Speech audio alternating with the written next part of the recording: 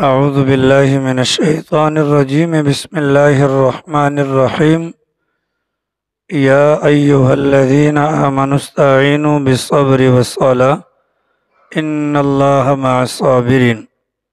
نماز کے متعلق گزشتہ کل جمعہ کے اندر اور پھر رات کو درس کے اندر بھی کچھ باتیں آپ حضرات کے سامنے بیان ہوئیں، اور ان باتوں کا جو خلاصہ ہے وہ یہی ہے کہ نماز جو 5 وقت کی ہم ادا کرتے ہیں یہ بہت اہم عمل ہے، اور 5 وقت کی نماز روزانہ ادا کر کے ہم حضرات انبیاء کرام کے عمل کو بھی زندہ کرتے ہیں کہ فجر کی نماز سب سے پہلے حضرت آدم علیہ السلام نے ادا فرمائی، ظہر کی نماز سب سے پہلے سیدنا ابراہیم علیہ السلام نے ادا فرمائی، عصر کی نماز سب سے پہلے سیدنا یونس علیہ السلام نے ادا فرمائی، مغرب کی نماز سب سے پہلے سیدنا داود علیہ السلام نے ادا فرمائی، اور عشاء کی نماز سب سے پہلے حضرت موسیٰ علیہ السلام نے ادا فرمائی۔ گویا کہ روزانہ کی بنیاد پر یہ جو نماز والا عمل اللہ تعالی ہم سے ادا کرواتا ہے یہ کوئی معمولی عمل نہیں ہے، اس عمل کے اوپر محنت کی اور اس عمل کو بنانے کی اور اس عمل پر توجہ دینے کی بے حد ضرورت ہے۔ سیدنا عمر بن خطاب رضی اللہ تعالی عنہ امیر المؤمنین جب تھے تو ظاہر ہے کہ دین اسلام کی سربلندی کے لیے فوجیں مختلف محاذوں پر موجود ہوا کرتی تھیں، تو سیدنا عمر بن خطاب رضی اللہ تعالی عنہ نے اس موقع پر جو فتح کیے ہوئے علاقے تھے جن کو مفتوحہ علاقے کہتے ہیں کہ جو مسلمانوں کے زیر نگیں آ گئے، ان تمام کے تمام علاقوں کے گورنروں کے نام ایک خط بھجوایا۔ ان کے نام پر خط بھجوانے کا مقصد تاکہ وہ اس علاقے کے اندر بسنے والے لوگوں کو حضرت عمر کا پیغام پہنچا سکیں، اور اس خط کے اندر حضرت عمر نے لکھا تھا کہ میرے نزدیک جتنے بھی فرائض اور ذمہ داریاں تم پر عائد ہیں، میرے نزدیک جتنے بھی فرائض اور جتنی بھی ذمہ داریاں تم پر عائد ہیں ان میں سب سے اہم چیز وہ نماز ہے، ان میں سب سے اہم چیز وہ نماز ہے کہ جو بندہ نماز کا اہتمام کرے گا اس کے بارے میں توقع کی جا سکتی ہے کہ دیگر فرائض اور ذمہ داریوں کو بھی نبھائے گا، اور جو بندہ نماز کی پابندی نہیں کرے گا اس کے متعلق کوئی توقع نہیں ہے کہ وہ دیگر امور کو بھی سر انجام دے گا۔ چنانچہ رسول اکرم صلی اللہ علیہ وسلم نے ایک روایت کے اندر ارشاد فرمایا کہ جو آدمی نماز کی ادائیگی کے لیے اپنی حیت کو خراب کر دے، مطلب نماز کے وقت کو بھی ٹال دے اور نماز کو ادا بھی صحیح طریقے سے نہ کرے، تو وہ نماز کے بعد نمازی کے منہ پر کالے کپڑے میں لپیٹ کر مار دی جاتی ہے، اور وہ نمازی کو بد دعا دیتی ہے۔ اور اس کے برعکس جو بندہ نماز کو نماز کے طریقے کے مطابق ادا کرتا ہے وہ نماز خوبصورت روشندار کپڑے کے اندر اس نمازی کو دعا دیتی ہوئی اللہ میاں کے پاس جاتی ہے۔ ان روایات سے پتہ چلا کہ نماز والا عمل وہ انسان کے لیے بے حد ضروری ہے۔ چنانچہ سرکار دو عالم صلی اللہ علیہ وسلم نے ایک موقع پر ارشاد فرمایا، بدترین چور وہ ہے جو نماز میں سے بھی چوری کر لے، بدترین چور وہ ہے جو نماز میں سے بھی چوری کر لے۔ حضرات صحابہ کرام نے پوچھا، سرکار نماز میں سے چوری کیسے کرے گا؟ تو اللہ کے نبی علیہ السلام نے فرمایا کہ وہ نماز کا رکوع اور سجدہ صحیح طریقے سے نہ کرے تو وہ ایسا ہی ہے گویا کہ نماز کے اندر سے چوری کرنے والا۔ نماز ایک اہم عمل ہے، لیکن اس اہم عمل کے اندر مختلف قسم کی ہماری حالتیں ہوتی ہیں، تو چونکہ عمل بڑا ہے اس کی حالتیں مختلف ہیں، اس لیے ہر حالت کا نام الگ رکھا جاتا ہے۔ جب ہم کھڑے ہوتے ہیں اس کو قیام کی حالت کہتے ہیں، جب ہم کھڑے ہوتے ہیں اس کو قیام کی حالت کہتے ہیں، جب ہم اپنی کمر کو جھکا کر اپنے گھٹنوں کو پکڑ لیتے ہیں اس کو رکوع کہتے ہیں، جب ہم گھٹنوں کو چھوڑ کر اپنی کمر کو سیدھا کر لیتے ہیں اس کو قوما کہتے ہیں۔ جب ہم وہاں سے جھک کر اپنی ناک کو اور اپنی پیشانی کو زمین پر ٹیکتے ہیں اس کو سجدہ کہتے ہیں۔ جب ہم اپنی پیشانی اور ناک کو زمین سے اٹھا کر ہم بیٹھ جاتے ہیں اس کو جلسہ کہتے ہیں۔ جب ہم دوسرے سجدے سے فارغ ہو کر سلام تک بیٹھے رہتے ہیں اس کو قاعدہ کہتے ہیں۔ ایک نماز ہے، ایک نماز جو 2 رکعت پر کم سے کم مشتمل ہو، اس کی مختلف حالتوں کے نام مختلف ہیں، اور آپ جانتے ہیں کہ اگر کسی چیز کے نام بہت زیادہ ہوں تو یہ علامت ہوتی ہے اس چیز کی اہمیت کی یا اس کے اہم ہونے کی۔ چنانچہ نماز اہم ہے تو کھڑے ہیں تو قیام، کھڑے ہیں تو قیام، کھڑے ہیں تو قیام، کھڑے ہیں تو قیام، گھٹنوں کو پکڑ لیا، اوپر والے دھڑ کو جھکا لیا تو رکوع، دھڑ کو سیدھا کر لیا، گھٹنوں کو چھوڑ دیا تو قوما۔ ہم گردن کو جھکا کر، دھڑ کو جھکا کر ناک اور پیشانی کو زمین پر ٹیکیں گے تو یہ سجدہ، پیشانی اور ناک کو اٹھا لیں گے یہ جلسہ، دوسرے سجدے کے بعد بیٹھ جائیں گے اس کو کہا جائے گا قاعدہ۔ اتنی بات واضح ہو گئی۔ اب گویا کہ ایک کا نام ہو گیا قیام، دوسرا نام ہو گیا رکوع، تیسرا نام ہو گیا قوما، چوتھا نام ہو گیا سجدہ، پانچواں نام ہو گیا جلسہ، پانچواں نام ہو گیا جلسہ، اور چھٹا نام ہو گیا قاعدہ۔ رسول اکرم صلی اللہ علیہ وسلم کی نماز کے بارے میں جب ہم کتابوں کا مطالعہ کرتے ہیں، ان 6 چیزوں میں سے پہلی چیز یعنی کہ قیام اور آخری چیز یعنی کہ قاعدہ، یہ دونوں برابر ہوتے تھے۔ گویا کہ جتنی دیر رسول اکرم صلی اللہ علیہ وسلم قیام میں کھڑے ہوتے تھے اتنی دیر دوسرے سجدے سے اٹھنے کے بعد سلام تک اتنی دیر بیٹھا کرتے تھے۔ گویا کہ پیغمبر کا قیام اور پیغمبر کا قاعدہ یہ دونوں ایک جیسا یا تقریباً ایک جیسا ہوتا تھا لمبائی کے اعتبار سے۔ تو 6 میں سے 2 نکالے، باقی بچ گئیں 4 چیزیں۔ نمبر 1 رکوع، نمبر 2 قوما، نمبر 3 سجدہ، اور نمبر 4 جلسہ۔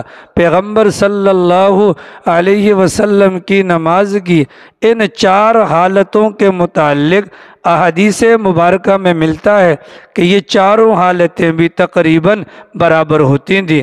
جتنا لمبا پیغمبر کا رکوع ہوتا تھا اتنا ہی لمبا پیغمبر کا قوما ہوتا تھا، جتنا لمبا پیغمبر کا قوما ہوتا تھا اتنا ہی لمبا پیغمبر کا سجدہ ہوتا تھا، جتنا لمبا پیغمبر کا سجدہ ہوتا تھا اتنا ہی لمبا پیغمبر کا جلسہ ہوتا تھا۔ گویا کہ نبی پاک علیہ السلام کی نماز کے اندر یہ 4 حالتیں برابر اور قیام اور قاعدے والی حالت برابر ہوتی تھی۔ ایک دن سرکار مسجد نبوی میں تشریف فرما تھے، اتنے میں ایک صاحب آئے اور انہوں نے نماز ادا کی، لیکن نماز کو جلدی جلدی ادا کیا۔ نماز کو جلدی جلدی ادا کرنے کے بعد جب رسول اکرم صلی اللہ علیہ وسلم سے ملاقات کے لیے گئے تو سب سے پہلے جا کر السلام علیکم، اللہ کے نبی علیہ السلام نے سلام کا جواب دیا اور اس کے بعد فرمایا آپ واپس جائیے اور نماز کو دوبارہ پڑھ کر آئیے۔ وہ صحابی دوبارہ گئے، وضو کیا، نماز وغیرہ پڑھی، دوبارہ آ کر سلام کیا۔ نبی پاک علیہ السلام نے دوسری مرتبہ فرمایا واپس جائیے اور نماز کو دوبارہ پڑھ کر آئیے۔ وہ صحابی دوبارہ تشریف لے کر گئے، دوبارہ نماز کو ادا کیا۔ سرکار جب دوبارہ پڑھ کر دوسری مرتبہ آئے، دوبارہ سلام کیا تو سرکار نے سلام کا جواب دیا اور ارشاد فرمایا جائیے اور نماز دوبارہ پڑھ کر آئیے۔ اس موقع پر اس صحابی نے کہا یا رسول اللہ، مجھے جس طریقے سے نماز پڑھنا آتی ہے میں نے اس طریقے سے 3 مرتبہ ادا کر لی، اگر میرا طریقہ غلط ہے تو آپ مجھے نماز کا صحیح طریقہ بتلا دے۔ اس کے بعد رسول اکرم صلی اللہ علیہ وسلم نے فرمایا کہ نماز کا صحیح طریقہ کیا ہے؟ نماز کو اطمینان سے ادا کرو، نماز کو اطمینان سے ادا کرو، مطلب نماز کے جتنے بھی اراکین ہیں، بھلے وہ رکوع ہو، وہ قیام ہو، وہ قومہ ہو، وہ جلسہ ہو، وہ سجدہ ہو، یا وہ قاعدہ اخیرہ ہو، ان تمام کے تمام اراکین کو ان تمام اراکین کو اطمینان کے ساتھ ادا کرو۔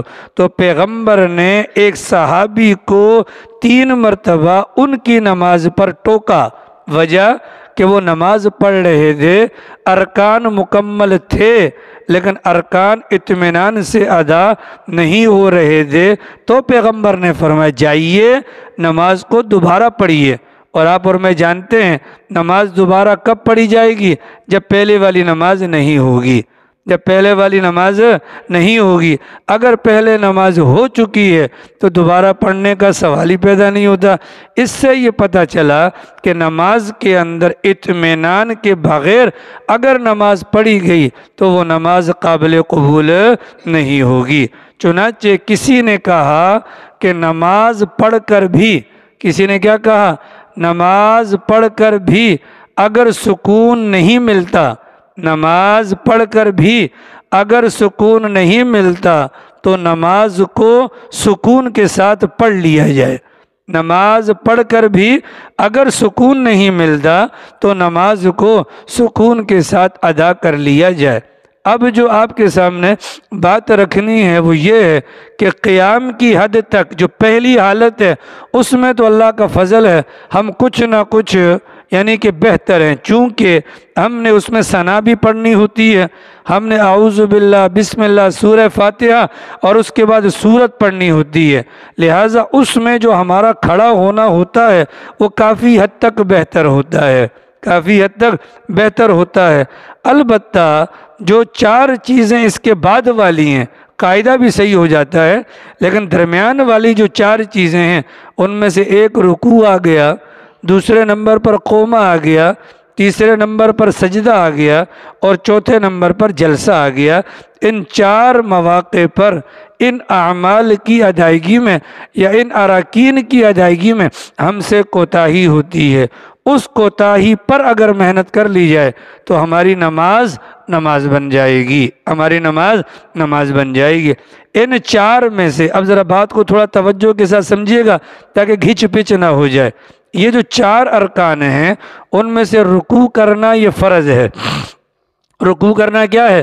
فرض ہے، اور سجدہ کرنا یہ فرض ہے۔ رکوع کرنا فرض ہے، سجدہ کرنا فرض ہے، رکوع کے بعد کمر کو سیدھا کر کے کھڑا ہونا یہ قومہ یہ واجب ہے، قومہ یہ واجب ہے، اور دونوں سجدوں کے درمیان اپنی کمر کو سیدھا کر کے بیٹھنا جس کو جلسہ کہتے ہیں یہ بھی واجب ہے، ٹھیک ہے؟ تو رکوع اور سجدہ 2 فرض ہیں اور قومہ اور جلسہ 2 واجب ہیں۔ یہ بات آپ کے سامنے پہلے بھی کئی مواقع پر گزر چکی ہے کہ فرض اگر چھوٹ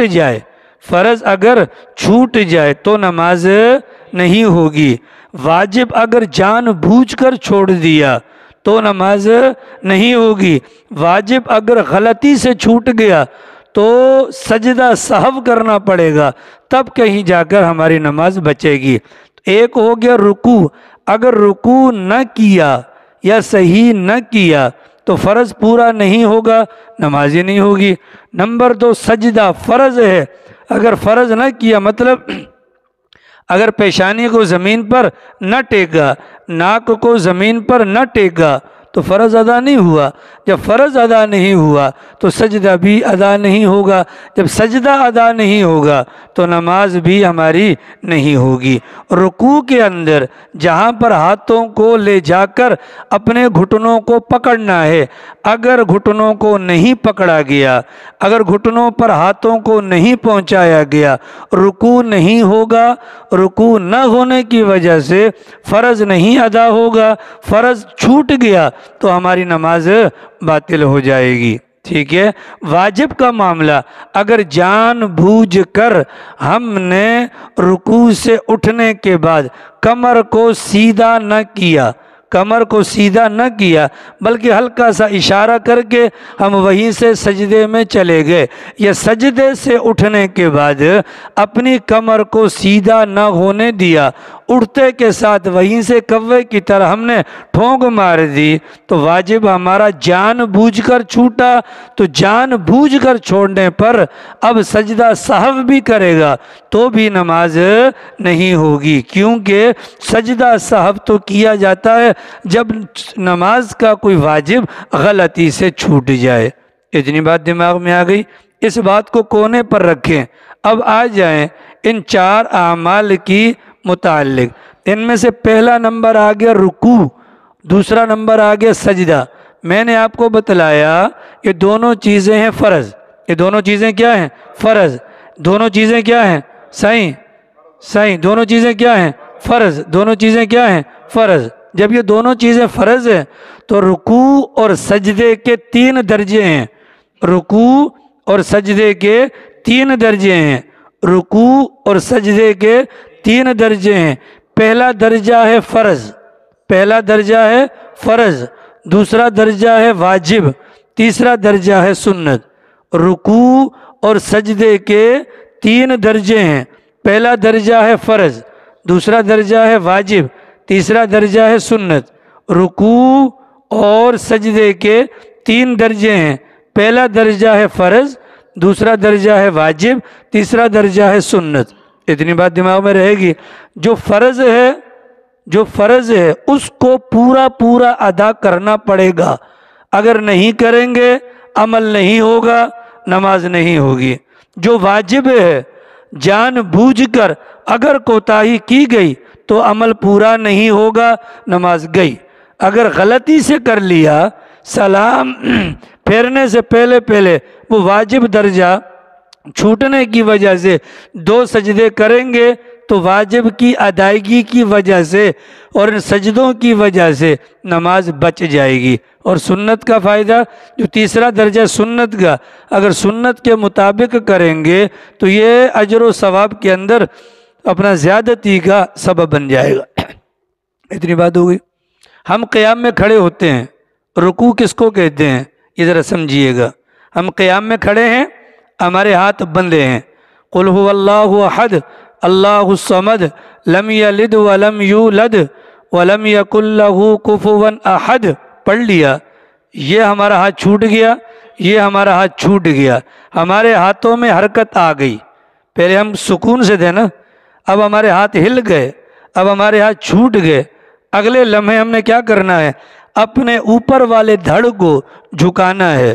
یہ جو ہمارے ہاتھ لٹک رہے ہیں، جن ہاتھوں میں حرکت ہو رہی ہے، ان ہاتھوں کے ذریعے سے ہم نے اپنے گھٹنوں تک ان ہاتھوں کو پہنچانا ہے. ان ہاتھوں کو پہنچانا ہے، ان ہاتھوں کو پہنچانا ہے. لہٰذا اس دھڑ کو نیچے کر لیا اور ہاتھوں کو گھٹنوں تک پہنچا دیا. رکوع والا فرض ادا ہو گیا، رکوع والا فرض ادا ہو گیا، رکوع والا فرض ادا ہو گیا، رکوع والا فرض ادا ہو گیا. نمبر 1 یہ فرض کا پہلا درجہ. رکوع کے اندر کیا؟ اپنی دھڑ کو جھکانا ہے، ہاتھوں کو گھٹنوں تک پہنچانا ہے. اگر ہم نے اپنے دھڑ کو جھکا لیا لیکن ہاتھوں کو گھٹنوں تک نہ پہنچایا، فرض ادا نہیں ہوگا.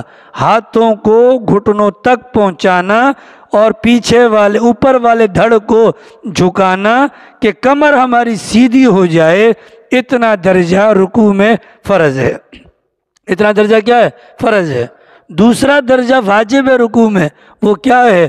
ان ہاتھوں کو گھٹنوں تک پہنچا کر گھٹنوں کو پکڑنا، کمر سر ہمارا یہ دونوں سیدھے رہیں اور اس دوران اتنی دیر تک رکوع کے اندر ٹھہرنا کہ جتنی دیر میں کم از کم 1 مرتبہ سبحان اللہ یا الحمدللہ یا اللہ اکبر کہا جا سکے اتنی دیر تک ہمارے ہاتھ ہمارے گھٹنوں پر رہیں اور ہماری کمر اور ہماری گردن اور سر یہ بالکل برابر رہیں، اتنی دیر تک رکوع کے اندر ٹھہرے رہنا یہ واجب ہے۔ یہ کیا ہے؟ واجب ہے۔ نمبر 3 رکوع کا سنت درجہ وہ کیا ہے کہ اپنی کمر کو اپنے سر کو بالکل سیدھا کر کے اتنی دیر تک رکوع کے اندر رہنا کہ کم از کم 3 مرتبہ سبحان ربی العظیم سبحان ربی العظیم سبحان ربی العظیم کہا جا سکے۔ اگر اس سے کم ہوگا تو واجب اور فرض ادا ہو گیا، نماز بچ جائے گی، لیکن عمل کے اندر اس کے اجر کے اندر یہ کمی پیدا ہو جائے گی۔ آئی سمجھ میں؟ بولو۔ رکوع فرض ہے، اس فرض والے رکوع کے 3 درجے ہیں۔ پہلا درجہ فرض، دوسرا درجہ واجب، تیسرا درجہ سنت۔ فرض درجہ کون سا ہے کہ اپنے دھڑ کو جھکا کر ہاتھوں کو گھٹنوں تک پہنچانا، یہ نہیں کیا نماز گئی۔ دوسرا درجہ جھکانے کے بعد اتنی دیر تک جھکے ہوئے رہنا گھٹنوں کو پکڑ کر کہ جتنی دیر میں 1 مرتبہ سبحان اللہ کہا جا سکے۔ اگر جان بوجھ کر اس کو چھوڑا تو وہ نماز نہیں ہوئی، اگر غلطی سے چھوٹ گیا سجدہ سہو کرنا پڑے گا، نماز بچ جائے گی وگرنہ نماز چلی جائے گی۔ آگے سمجھ میں؟ اور سنت درجہ رکوع کا کیا ہے کہ کم از کم 3 مرتبہ سبحان ربی العظیم سبحان ربی العظیم سبحان ربی العظیم کا کہنا یہ سنت درجہ ہے۔ تو رکوع کرنا کیا ہے بھائی نیک ولی؟ فرض ہے، اور اس کے 3 درجے ہیں۔ کیا ہے حسین بھائی؟ اس کے 3 درجے۔ دوسرا فرض وہ ہے سجدہ۔ سجدہ نام ہے کس بات کا؟ سجدے کے اندر فرض درجہ ناک اور پیشانی کا زمین پر ٹیکنا یہ فرض ہے۔ ناک اور پیشانی کا، اگر ناک لگی پیشانی نہیں تو فرض ادا نہیں ہوا، اگر پیشانی لگی ناک نہیں فرض ادا نہیں ہوا تو نماز نہیں ہوگی۔ سجدے کے اندر ناک اور پیشانی دونوں کا زمین پر ٹکنا یہ فرض ہے۔ اس کا واجب درجہ کیا ہے؟ ناک اور پیشانی کو زمین پر اتنی دیر تک ٹکا رہنے دینا جتنی دیر میں 1 مرتبہ سبحان اللہ الحمدللہ اللہ اکبر کہا جا سکے، یہ سجدے میں واجب ہے۔ سجدے میں کیا ہے؟ واجب ہے۔ اور سنت درجہ سجدے کا یہ ہے اتنی دیر تک ناک اور پیشانی کو زمین پر ٹکا رہنے دیا جائے کہ جتنی دیر کے اندر 3 مرتبہ سبحان ربی الاعلی سبحان ربی الاعلی سبحان ربی الاعلی کہا جا سکے۔ تو فرض رکوع بھی ہے، فرض سجدہ بھی ہے۔ رکوع والے فرض کے بھی 3 درجے اور سجدے والے فرض کے بھی 3 درجے۔ اگر ان کے اندر کوتاہی ہوگی تو نماز ہماری نامکمل اور ادھوری ہوگی۔ تو سرکار کا وہ فرمان دماغ میں اس کو گھمانا چاہیے کہ نبی پاک علیہ السلام نے فرمایا کل قیامت والے دن عقائد کے بعد سب سے پہلا سوال نماز کے بارے میں ہوگا۔ اگر نماز پوری اور مکمل نکل آئے گی تو اس بندے کے باقی اعمال بھی مکمل ہوں گے۔ وہ صحابی کا واقعہ اطمینان سے نہ پڑھنے پر ان کی نماز کو لٹوانا، اللہ نہ کرے اگر ہمارے رکوع اور سجدے کے اندر بھی اگر یہ کوتاہیاں ہوں گی، کون سی والی کہ پورا رکوع نہیں اور پورا واجب نہیں، تو وہ تو ہماری نماز ہے ہی کوئی نہیں۔ جب ہے ہی کوئی نہیں تو سوال یہ ہے باقی اعمال ہمارے صحیح ہوں گے؟ کبھی بھی نہیں ہوں گے۔ اتنی بات دماغ میں رہے گی انشاءاللہ۔ اگلی بات قومہ اور جلسہ، یہ 2 واجب ہیں۔ قومہ بھی واجب ہے اور جلسہ بھی واجب ہے۔ اور واجب کا حکم کیا ہے؟ جان بوجھ کر اگر چھوڑ دیا تو نماز نہیں ہوگی، اور اگر غلطی سے چھوٹ گیا تو سلام پھیرنے سے پہلے التحیات پڑھیں گے، التحیات پڑھیں گے، التحیات پڑھنے کے بعد دائیں طرف سلام پھیریں گے اور اس کے بعد فوراً 2 سجدے کر لیں گے۔ تو غلطی سے جو واجب نماز کا چھوٹ گیا، اس واجب کے چھوٹنے پر جو کمی آ گئی تھی نماز میں، اس کمی کا ازالہ یہ 2 سجدے کر لیں گے۔ ٹھیک ہے؟ کیا کہا میں نے؟ کیا کیا کیا کر لیں گے؟ 2 سجدے کیا کر لیں گے؟ آ رہی سمجھ میں؟ 2 سجدے کیا کریں گے لال خان؟ ٹھیک ہے، 2 سجدے اس واجب کے چھوٹنے پر رہ جانے والی کمی کا ازالہ کر لیں گے۔ واجب جو چھوٹ گیا اس کی وجہ سے نماز میں جو کمی رہ گئی اس کمی کو دور کر دیں گے۔ ٹھیک ہے، اگر واجب چھوڑ دیا، واجب چھوڑ دیا اور سجدہ سہو نہ کیا تو نماز کو دوبارہ لوٹانا پڑے گا۔ نمبر 2۔ نمبر 3، واجب چھوڑ دیا، سجدہ سہو کرنا تھا کر نہیں پایا، دونوں طرف سلام پھیر دیا، ابھی تک وضو نہیں توڑا، ابھی تک دنیاوی کوئی بات نہیں کی، ابھی تک اسی جگہ پر بیٹھا ہے اور سینہ قبلے سے نہیں پھرا، تو اسی موقع پر فوراً 2 سجدے کر لے، 2 سجدے کر لے اور اس کے بعد تحیات پڑھ لے تو بھی نماز بچ جائے گی۔ اگر یہ طریقہ کار نہیں ہوگا نماز ضائع ہو جائے گی۔ نماز کیا ہو جائے گی؟ ضائع ہو جائے گی۔ تو قومہ واجب ہے اور جلسہ واجب ہے۔ قومے کے بھی جیسے فرض کے 3 درجے تھے، قومے کے اندر اور جلسے جو یہ دونوں واجب عمل ہیں اس کے 2 درجے ہیں۔ پہلا درجہ ہے واجب، قومہ خود واجب ہے لیکن قومے کا پہلا درجہ ہے واجب، قومے کا پہلا درجہ ہے واجب۔ وہ واجب درجہ کیا ہے کہ رکوع سے اٹھنے کے بعد اپنی کمر کو اتنی دیر تک سیدھا رکھنا جتنی دیر میں کم از کم 1 مرتبہ سبحان اللہ، الحمدللہ، اللہ اکبر کہا جا سکے۔ یہ واجب درجہ ہے۔ یہ کون سا درجہ ہے؟ واجب درجہ ہے۔ نمبر 2، اس قومے کا سنت درجہ اتنی دیر تک کمر کو سیدھا رکھنا جتنی دیر کے اندر 3 مرتبہ یا کم از کم ربنا لک الحمد تک کہا جا سکے، اتنی دیر تک کمر کو سیدھا رکھنا یہ سنت درجہ ہے۔ اب اگر کوئی بندہ فقط اشارہ کرے کھڑا ہونے کا، کمر سیدھی نہیں ہوئی، اگر جان بوجھ کر ایسا کرتا ہے تو واجب کے چھوٹنے پر اس کی نماز نہیں ہوئی۔ ٹھیک ہے، اور اگر غلطی سے کرتا ہے سجدہ سہو سے تلافی کرنا ضروری ہوگی، اور اگر نہیں کی تو نماز اس کی ضائع ہو جائے گی۔ اتنا بات واضح ہو گئی۔ چوتھی چیز کیا آتی ہے؟ جلسہ۔ جلسہ کس کو کہتے ہیں؟ جلسہ پہلے سجدے کے بعد پیشانی اور ناک کو زمین سے اٹھا کر بیٹھنے کا نام وہ جلسہ ہے۔ اس جلسے کے بھی 2 درجے ہیں، پہلا درجہ ہے واجب کا اور دوسرا درجہ ہے سنت کا۔ جلسے کا واجب درجہ پہلے سجدے کے بعد جب انسان اٹھے گا تو اپنی کمر کو سیدھا کر کے اتنی دیر تک بیٹھنا کہ جتنی دیر میں کم از کم 1 مرتبہ اللہ اکبر یا سبحان اللہ یا الحمدللہ کے الفاظ کہہ سکے، یہ واجب ہے۔ یہ کیا ہے؟ اگر اس نے کمر کا خالی اشارہ کیا تو واجب چھوٹا، اگر جان بوجھ کے کیا واجب چھوٹا، نماز گئی۔ اگر غلطی سے ایسا ہوا، عادت سے مجبور تھا یا اس کو یاد ہی نہیں رہا تو سجدہ سہو سے تلافی ممکن ہے، اگر نہیں کی تو تلافی نہیں ہوگی۔ محمد صاحب غلط تو نہیں کہا میں نے؟ ہے نا؟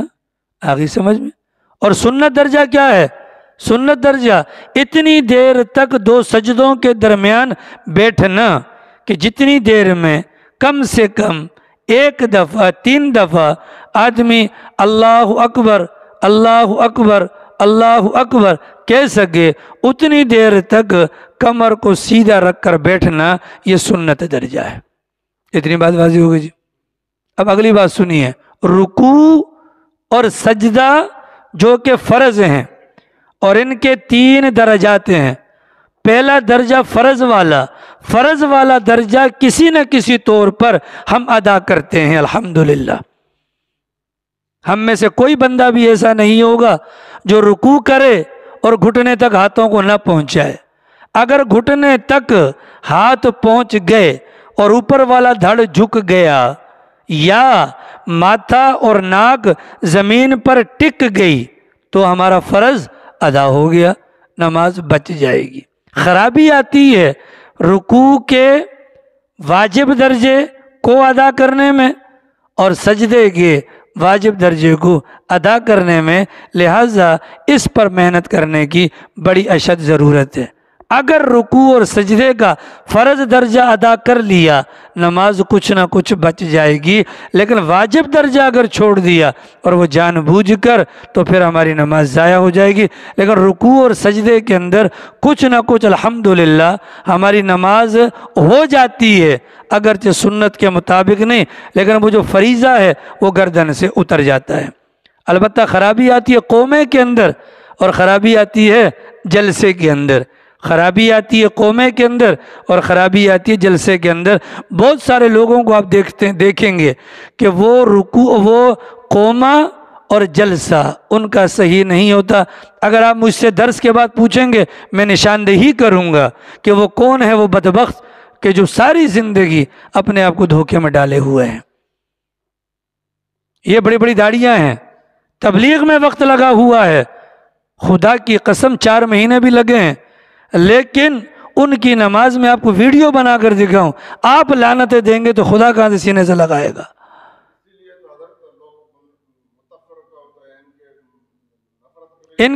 یہی معاملہ ہے، یہ لوگ دوسرے لوگوں کے لیے دینیات کے راستے پر چلنے کے لیے یہ رکاوٹ بنتے ہیں۔ آر یہ سمجھ رہی میں؟ قومہ اور جلسہ یہ واجب ہیں، یہ کیا ہیں؟ واجب ہیں۔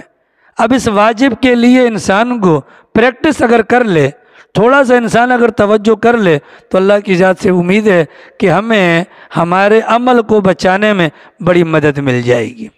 اتنی بات ہو گئی، سونے والے جاگ جائیں۔ اللہ کے نبی نماز پڑھا رہے تھے، حاجی زرین خان، فَبِأَيِّ آلَاءِ رَبِّكُمَا تُكَذِّبَانِ، چونکہ آپ حضرات کا آنا اللہ کی بڑی نعمت ہے، اس وجہ سے میں نے کہا فَبِأَيِّ آلَاءِ رَبِّكُمَا تُكَذِّبَانِ، تم اپنے پروردگار کی کون کون سی نعمتوں کو جھٹلاؤ گے۔ ٹھیک ہے، پیغمبر نماز پڑھا رہے تھے، پیغمبر رکوع میں چلے گئے، اور سے سننا، پیغمبر نماز پڑھا رہے تھے، پیغمبر رکوع میں چلے گئے، پیغمبر رکوع سے اٹھے تو کیا کہا پیغمبر نے؟ سمیع اللہ لمن حمیدہ۔ کیا کہا پیغمبر نے؟ کیا کہا پیغمبر نے؟ کیا کہا پیغمبر نے؟ سمیع اللہ لمن حمیدہ۔ پیچھے صحابہ کرام موجود تھے، صحابہ کرام نے کہا ربنا لک الحمد۔ کیا کہا؟ ربنا لک الحمد۔ البتہ مجمع میں سے ایک صحابی نے صرف یہ نہیں کہا ربنا لک الحمد، بلکہ یہ کہا ربنا لک الحمد حمدن کثیرن طیبن مبارکن فیہ۔ سب صحابہ نے کیا کہا تھا؟ ربنا لک الحمد۔ البتہ ایک صحابی نے کہا کیا؟ ربنا لک الحمد حمدن کثیرن طیبن مبارکن فیہ۔ نماز ختم ہوئی، اللہ کے نبی پیچھے مڑے، ہاں بھائی آپ میں سے قومے کے اندر یہ مخصوص الفاظ کس نے کہے تھے؟ تو صحابہ جھوٹ نہیں بولتے تھے، صحابہ نے کہا سرکار میں نے کہے تھے۔ اللہ کے نبی نے فرمایا کہ جب تم نے یہ کلمات کہے میں نے 30 فرشتوں کو دیکھا۔ کتنے؟ 30 فرشتوں کو دیکھا، اس کلمے کا ثواب لکھنے کے لیے وہ لپک رہے تھے۔ وہ کیا کر رہے تھے؟ لپک رہے تھے۔ اب عمل کتنا ہے؟ اتنا سا، 30 فرشتے ثواب لینے کے لیے لپک رہے تھے۔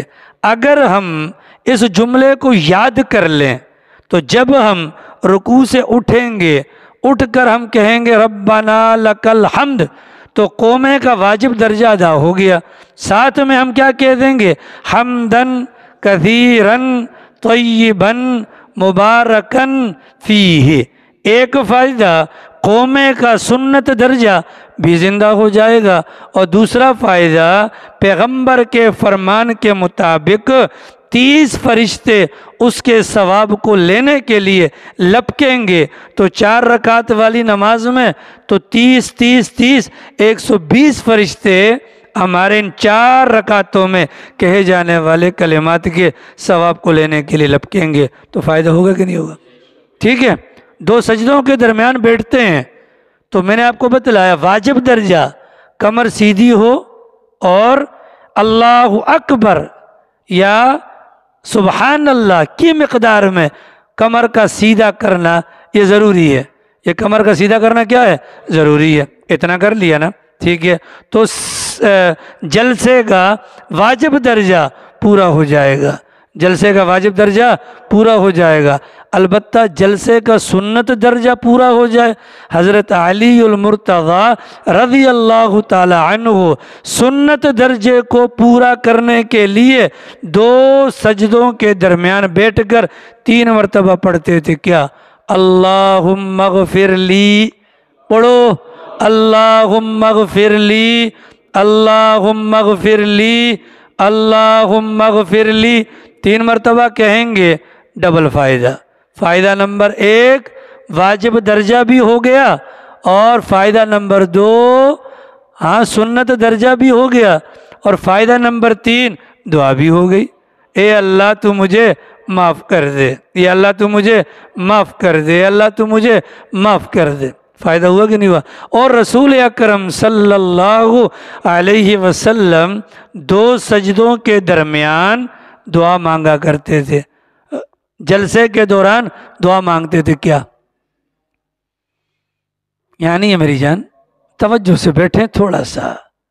اللہم اغفر لی، یہ ہمارے پیغمبر کے الفاظ ہیں، زبان سے ادا کرو۔ پیغمبر نے ادا کیا، ان کلمات کی ادائیگی میں پیغمبر کے کلمات کو، پیغمبر کی زبان ان کلمات کی ادائیگی میں استعمال ہوئی۔